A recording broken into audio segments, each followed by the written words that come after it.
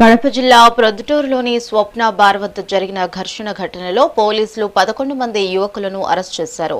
వారి నుంచి 3 బైకులు, బీర్ బాటిళ్లు, కట్టెలను స్వాధీనం చేసుకున్నారు.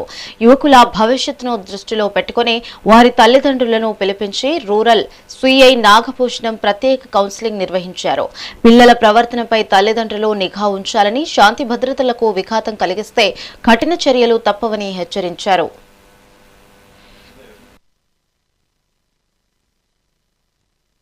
ఈ నెల 13వ తారీఖు మధ్యాహ్నం 2:30 గంటల సమయంలో స్వప్న బార్ దగ్గర అక్కడికి పోవడంతో దాదాపు ఇన్సిడెంట్ ప్రివెంట్ అయిందని చెప్పగల, లేకపోతే పెద్ద ఇన్సిడెంట్ అయ్యేది. అక్కడ ఒక వ్యక్తికి లోకేశ్వర్ రెడ్డి అనే వ్యక్తికి అనే స్టూడెంట్, అతను కూడా SRI CBITలో స్టూడెంట్, అతనికి హెడ్ ఇంజురీ అయింది. అతన్ని దాడి చేసి కొట్టడం జరిగింది. దీంట్లో ఈ సంఘటనలో దాదాపు 15 మంది పైన అంతా స్టూడెంట్స్ ఉన్నారు.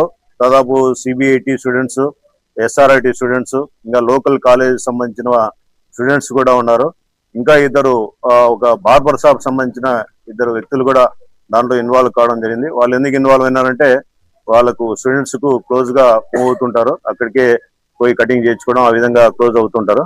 దీనికి కారణం అంతా లోకేశ్వర్ రెడ్డి అనే వ్యక్తి అనే స్టూడెంట్ వేరే ఒక అమ్మాయితో, మన ప్రొద్దుటూరు సంబంధించిన అమ్మాయితో క్లోజ్ గా మూవ్ అవుతుంటాడు.